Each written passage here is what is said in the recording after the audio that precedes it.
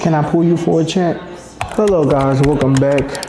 If you are new here, I am Jay Bradford or Justin Bradford, but my friends call me JB. Hit subscribe, join the tribe, and don't forget to turn on your post notifications. But as you guys can see by the title, we have a few things to catch up on, a handful of things. Not a whole lot, nothing too crazy, but just a chit chat on my 1 year of dating Dallas and then a few other things. But so far so good. I've really been enjoying Dallas. Dallas is a really nice melting pot of a lot of things. Culturally, the people, cuisines, the things to do, whether you want to go do fine dining or barbecue spot, from sea pot or hot pot restaurants to a specified 5-course meal that's planned for you, Michelin star rated restaurants, you name it. You can do high-end shopping or do thrifting to streetwear shopping, pop-up shops, you name it. There's amusement parks, obviously the annual fair that comes here once or twice a year, Six Flags, just a bunch of stuff to do. One of my favorite things for sure is Highland Park Village. We're actually getting a Miu Miu store. Fred told me a few days ago that we're getting a Miu Miu store in Highland Park Village, but it's my favorite shopping destination. Not the #1 favorite in the country, but at least in my top 3 outside of going to Miami to shop or going to New York to visit Sanaa, of course, to shop, which you guys know. Sanaa is my personal shopper, but she's like the shopper that I use through Saks Fifth, and she kind of pulls whatever stuff I like within all the boutiques within the Saks Fifth store. And yeah, I don't have to have all these sales associates or client advisors within Saks Fifth. She's just my go-to person or whatever. But anyway, Dallas has been the bee's knees, totes my goats, whatever you want to call it. It's the tea to me. Dallas is the tea to me, in the words of Fred. But no, yeah, it's been really, I've been here for a total of about 15 months now. And I've been enjoying hanging with the guys, finding my village here, enjoying the scene of, y'all know, well, I don't think I've shared, but 80 West, the candles are poured here in Dallas and fire safety tested here. So that's part of why I moved. There's so many opportunities here. Like since I've been here, career-wise, I've had a company or a third party like agent reach out to me once a week for a new opportunity or a job to interview for. And then when it's slow, at least once every 2 weeks. But right now, like I'm interviewing for a role at Salesforce. I'm having conversations about a role that's a contract with DoorDash. I've been reached out to about a role at Aritzia doing email marketing. And of course, you still have to interview. And sometimes working in the MarTech space, those roles are put on hold. But just speaking to the fact that Dallas is a place of opportunity, like there's so many opportunities here, whether you have a career in or work in corporate, are entrepreneur, like there's opportunity here for you. So yeah, the cost of living is crazy though. I will say it's getting increasingly high, but that's because so many companies and people are migrating to Dallas. So, you know, of course, being a bigger city, it comes with the pros of spending more or the cost of living being higher, but there's plenty for you to do. And I guess other ways or means for you to make money too. So yeah, that's that. I'm also moving. So although I've been here for 15 months, I'm moving, but not away from Dallas, just a new complex. I'm downsizing a bit. Where I am now, the crime has gotten a little bit crazier, and not that it's like in a bad neighborhood. It's just that it's considered like city center, and there's a lot of bars and restaurants. It's a strip. And within the last couple of months, the crime has gotten really bad in that area. And the restaurants or the owners have been asking for a lot of help from the city, and I don't think the city is doing enough. They have been sticking it to some of the businesses that contribute to the crowd of bad people coming in the area, acting a fool or doing crazy things. And sometimes those patrons aren't even patrons of the restaurants. They're just in the area because it's like the area to be in because it's lively. And I've just decided that paying $3,000 a month for what should be luxury is not as luxury as you think it is when the outside elements are affecting what happens in the neighborhood, like city curfews, or like, I guess you consider it a city curfew, but there's a curfew for the streets now, and they're barricading some of the roads and stuff like that. So it's really inconvenient. So yeah, paying that much and being at an inconvenience isn't the most convenient thing for me. It's annoying actually. Outside of that, the property, I've come to the realization, and I will say I'm today years old, but just the more you think about things, if something, whether it's a brand, business, food place, apartment complex, if they have to remind you over and over and over and over again that they're luxury, more than likely it's not really luxury. And so where I live now, they're always screaming about being luxury. All of their branding has luxury, luxury, luxury, luxury. And I thought about it. When I'm sharing updates with my customers for 80 West, I don't have to remind them that 80 West is luxury. It's kind of said already by the presentation and the product and how much I put into creating the brand, you know, my intentionality behind creating the products and my process. And while creating a product for them to buy, the boxes that I check, like for instance, with our candles, there's issues that I address, like reducing the black smut that comes from the candles you get from Bath and Body Works or Walmart, or the melting pool. Our candles melt all the way to the edges of the vessels or the jars because people want to be able to burn every ounce of wax that's in their candle. The fragrance throw and all those things, like just checking the boxes when you're creating products or an experience. And so when you go to these places or you live in these spaces or you go to indulge in these experiences that are supposed to be luxury and they're always screaming, oh, it's a luxury, but then it lacks that or never exudes the luxury, then it's not lux. And so I've learned that being at this property, they say they're luxury, but it's not really luxury. Some of the inconveniences we experience since I've been there, there's been cars that have been stolen. The security sucks. They sit on their ass all night. The concierge, I've been profiled by them after calling them because I got locked out. And then they profiled me as if I didn't call them to let them know I was locked out. And after that, you know, they were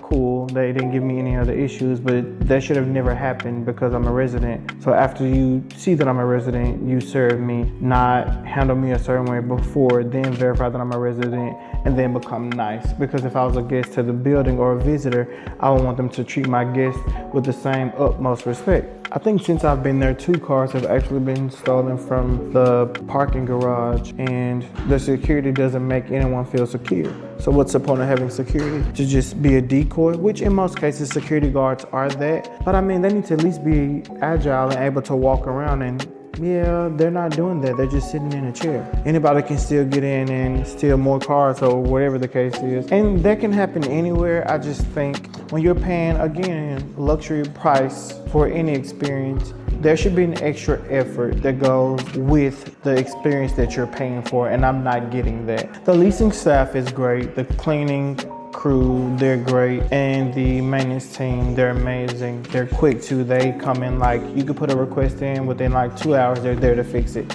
At the maximum, they're there within 24 hours to do the repair. So yeah, I've just decided that I'm no longer interested being there, and I'm tired of just throwing away my money. And since I've been here, you know, Zan has been here, Erica has been here, Gina has been here like 3 or 4, maybe 4 or 5 times this year, you know, but my siblings have not been to Dallas since I lived here. And I'm not upset about it. I'm not saying that. I've been home more than they've been here, and it's just won me, so it's easier for me to go back to Memphis versus them coming all the way to Dallas. So, you know, I'm not tripping about that. But they haven't been here, so I'm in my mind, why pay the extra $700-800 a month for the second bedroom if I'm not using it? Now, granted, I was using it for my work from home office, but I've been using my monitors a lot less lately because the second bedroom was so dark. And then I was storing some of the 80 West candles and fragrances in that room, but I can't pour the fragrances in the room because there's carpet, and I've learned that the fragrance, the air freshener base, and then the fragrance oil can stain the carpet. So even though it looks clear, it can leave dark marks on the carpet. Sorry, I got a notification by somebody irrelevant, Snapchatters. But yeah, it leaves dark marks in the carpet, and so, you know, messes things up. So I've decided to either find like an office space, commercial space / storage space to store the candles, but also have the space to work and not have to worry about the spills or the issues that come with staining the carpet, because I'm responsible for that. So yeah, you guys will like the new property though. I can't wait to show you guys. Yeah, so I am moving to a new place. You guys will like the new place. It's really nice. It's smaller, but it speaks more to what I like. I think some of my followers assume that I prefer or enjoy the high-rise experience, which I do, but the other half of me loves an industrial, modern dwelling. dwelling or apartment space. I like a mix of both, if you will. So I can't wait to show you guys a new space, but also the process of designing and working with IKEA to create some of the pieces. I'm trying to nail a special collab with another brand. I won't tell you guys the brand yet, to add more pieces to my space. But I'm also having the closet at the new space measured today. So I do have the keys already. I won't give you guys a tour just yet. I will do that in another video, because I'll be in between for a while. Because of course, since I didn't renew with the luxury property, it's almost like they're retaliating, in the sense that I was 19 days late on my notice to vacate, which is my own fault. But I asked him about a different unit, so that was the holdup. Because before, I was interested in transferring to another unit, trying to make things easier and just maybe staying there for another 14, 15 months until I decide exactly where I want to be.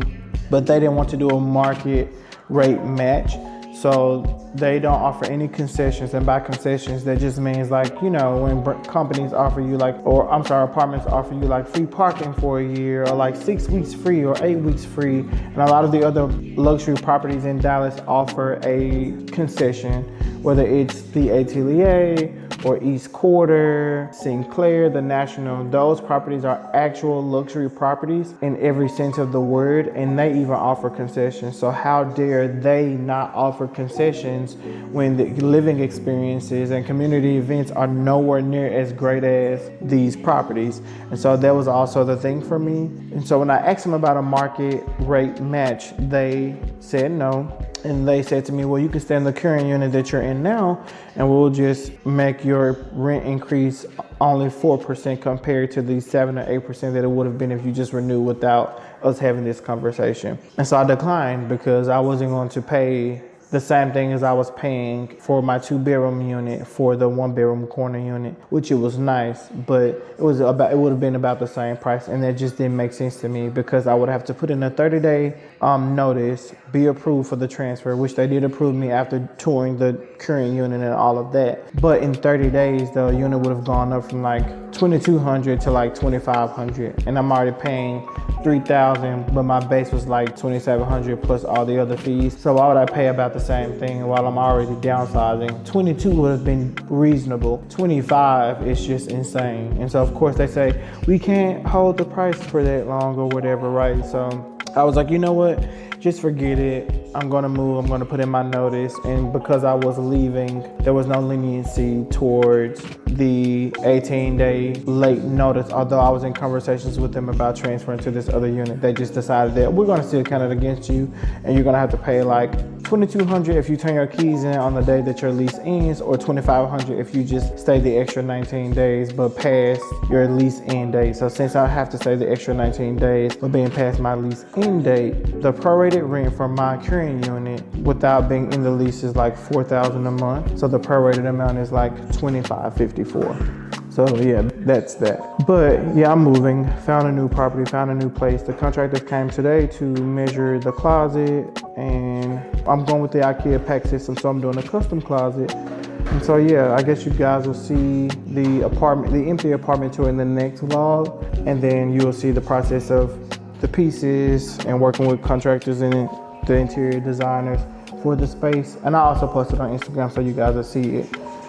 But I'm also selling my car. So the GLE Coupe is leaving. I wish I would have done the car tour for you guys before I decided to get rid of it, but a dealership offered me a lucrative price for it. And I was already in the market to get something new, something not as ostentatious. I feel like since I've been here, it's just been like a magnet of weird stuff. I don't know if it's because everybody wants a GLE coupe or like these coupe SUVs. But I was kind of missing the space too with having 80 West and all the orders and the candles and just, you know, growing my business. The coupe style SUVs are nice, but it took away from the space I had within the SUV for all of the orders that you guys place. So I am getting rid of the GLE coupe. I have an idea in mind of what I'm getting next. You guys will see that too. Once I decide on the new car and pick up the new car, I'll do an official car tour, and then I will share or show you guys what changes I'll be making to the car, because I'm not gonna find the new car won't come with the specifications that I want necessarily, without me paying a crazy amount of money to have it done. So there's that. But then, you know, outside of me moving, deciding to sell my car, getting a new car, I have to evict a tenant. I had a new tenant move into the Airbnb. As you guys know, the Tennessee Airbnb, the market became slower because Memphis has like the National Guards there now. So I decided to lease out both the units as like fully furnished units. But the new tenant who has moved in, after selling us on how great of a tenant he'll be and what he does for a living and all these things, we already ran into issues, and he has only been there since September 1st. So now we're in the process of the eviction, which, giving grace, because I don't want to just be insensitive, but some things I chalk up to be the cost of doing business, right? And so it's unfortunate that he's in the space he's in. But I think I've learned in this process, when you're not as transparent, no matter what end of the fence or side of the fence you're on, it can be an inconvenience. And the lack of transparency and honesty makes everybody question everything that you say. And so in his situation, right, he moved in. From the beginning, he had issues with making a payment even the first month because he had like a freeze or a hold or something that happened in the past with his bank with a different rental platform. And just so you guys know, I use DoorLoop to manage my properties outside of Airbnb, but when I'm doing private or just renting out properties in general, I use my DoorLoop account to manage the properties. And it's perfect if you have a handful of properties. So whether you have like 1 to 2 properties or 15 properties, DoorLoop allows you to manage the units, add the lease agreements, add the signed lease agreements. Your tenants can put in maintenance requests, they can pay, you can charge the deposits in there, the whole 9 yards. It's perfect for anyone who has a small portfolio of properties and they want to manage their units the correct way and also stress-free, because again, it's like the platform that you can use to do pretty much everything as far as property management. But anyway, so he was attempting to make his first month payment through DoorLoop, and we ran into an issue. The payments kept returning, and I was like, this can't be happening. Like, you're just moving in. Your first month rent should have already been paid without an issue. Apparently, DoorLoop uses Stripe to process their payments, and so did the other platform that he had an issue with before. And so since he disputed that charge previously because he said it was fraud, his bank, which is USAA, I think, they put a block on the Stripe system. Although the 2 different rental platforms, they both use Stripe in their background to process rent payments. So he had to send him a payment link through Stripe, and he was able to do a debit card or credit card payment or whatever through Stripe. And so we were trying to get it fixed to where for future reference, he can use the system. Did everything on my end to get that cleared up. He got stuff cleared up with his bank. And so month 2 comes. Here we are, September 1st. Of course, and everybody doesn't pay their rent on the 1st, right? In Tennessee, usually you're not late until the 5th of the month. So I just kind of waited. My other tenant, he moved in just fine, no issue. He's been paying, he's been great. I check on him periodically because I want to make sure I'm being a decent landlord and not have this traditional landlord-tenant relationship where I just do periodic check-ins, make sure they don't need anything, make sure, the neighbors are cool, they don't have any issues, And I have contractors in place, like my landscape guys that come every 2 weeks. So the tenants will never say, oh, the grass needs to be cut. Like, why haven't you got it cut?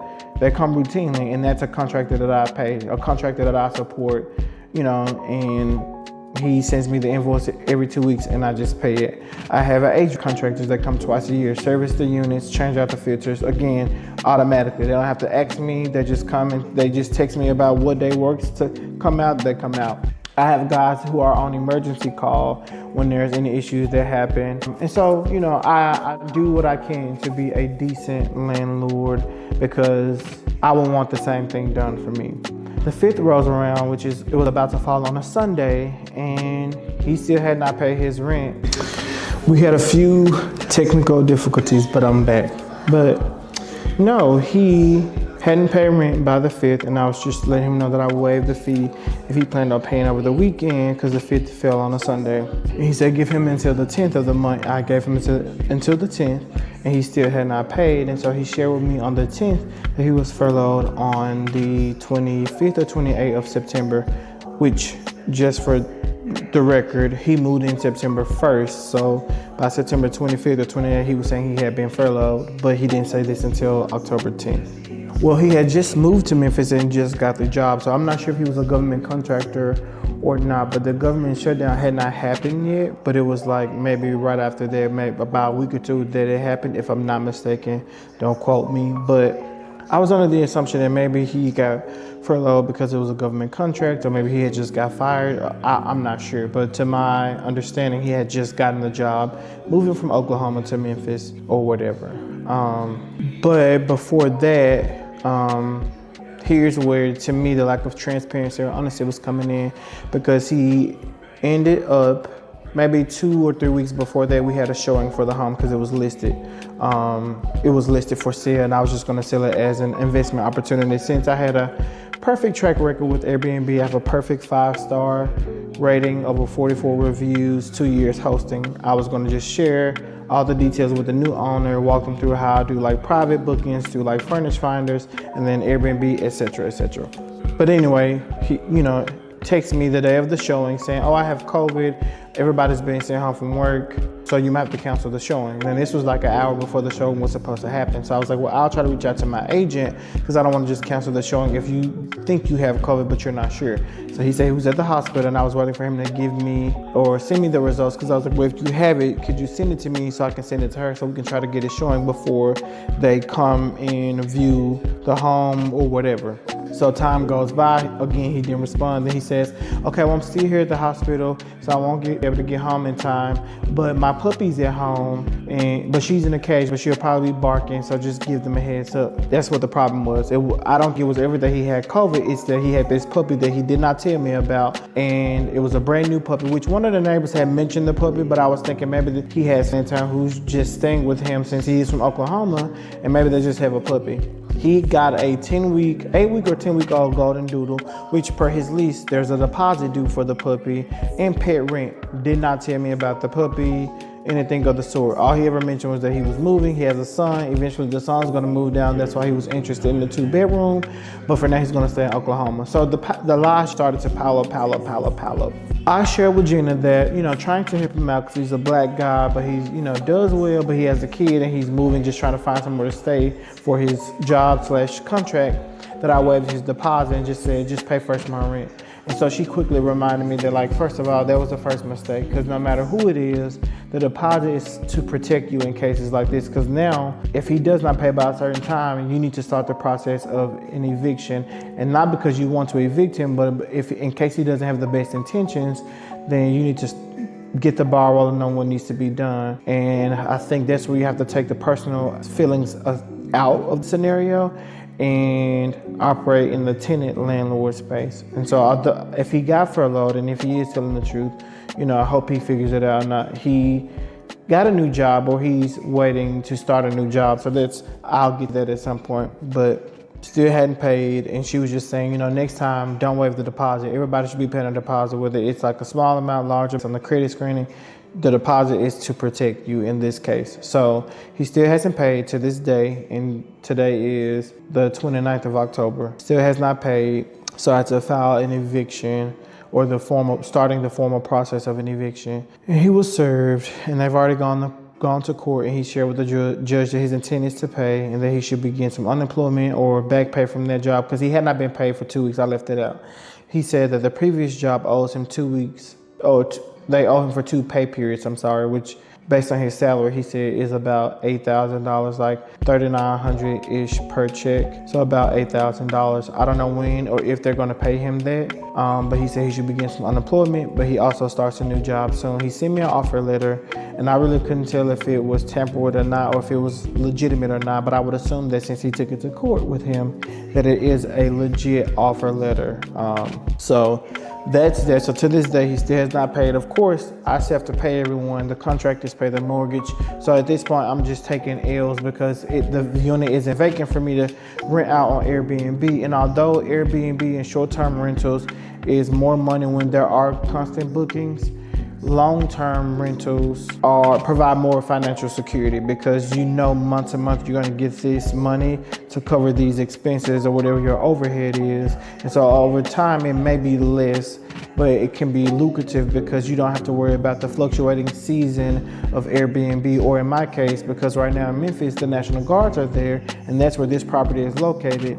No one is really visiting Memphis that often for leisure, let alone now considering the fact that the National Guard is there. And so they really kind of don't want to be there, right? There's not a lot in the city that people come there for unless it's specifically related to something like visiting family or work events or something of the sort, you know? So that's where we are. I don't know if I'm going to have to evict him or not.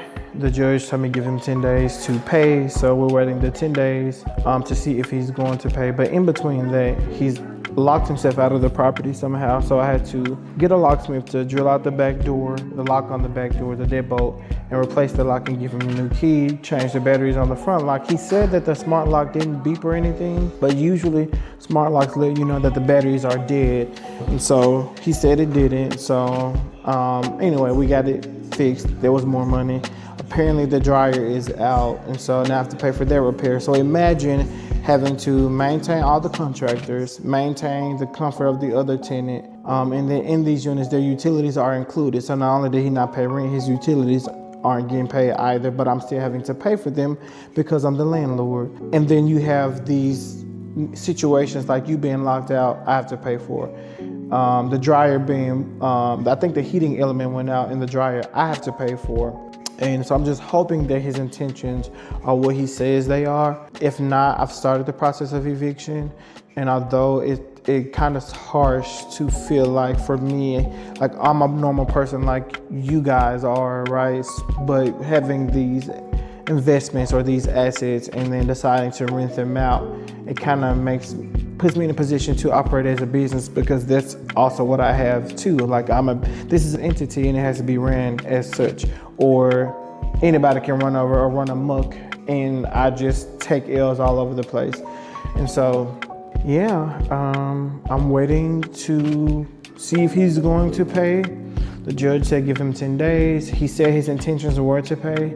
And so I'm just hoping for the best. But even before the court date, I prayed for him because although personally I started to feel like I couldn't tell whether he was being honest or not, I took the personal feelings out of the scenario and just prayed for him as a person. If you did get furloughed, if you are going through these things, and if you are being honest about what's going on, you know, I hate that for you, and I want things to be on the up and up for you and you make progress, because I want that for everyone, right? I wish no one ill will or the experience of struggle, because I've been there, I've done that.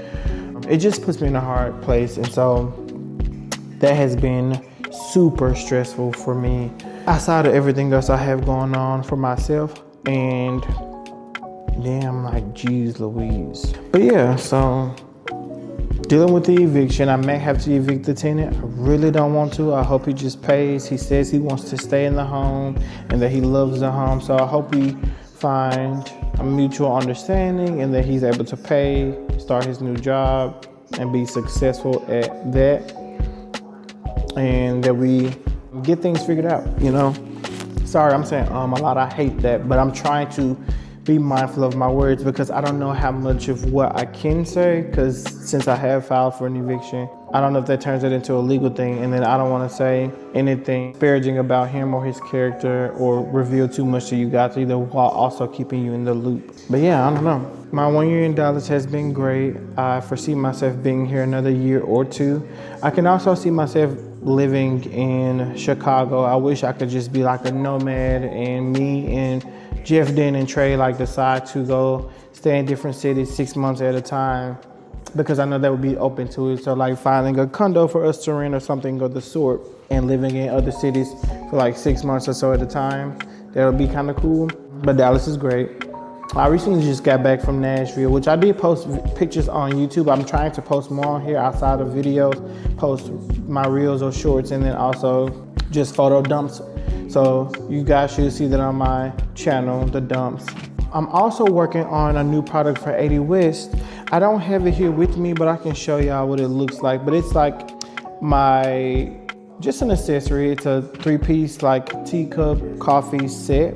And we've started shooting the product photos for the item. I mean, it's super cool, neat, but also introducing somewhat of a new era for 80 West. So outside of the candles that we have now, we're introducing some new candles that have different vessels, very unique, and paying homage to a particular designer that I absolutely adore, and adding more products to the lineup, but also listening to what consumers want.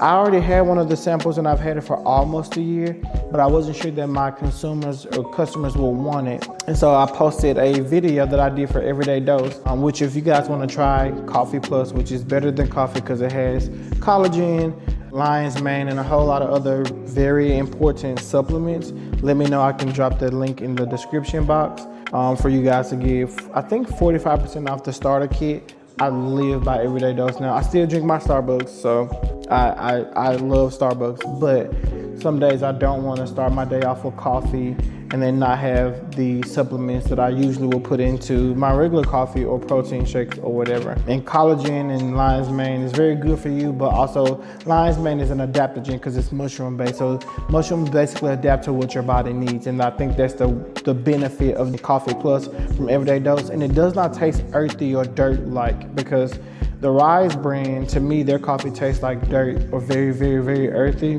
If you guys want to try, I'll put the link in my description box for you guys to get a starter kit with a free frother. Very, very cool, free frother.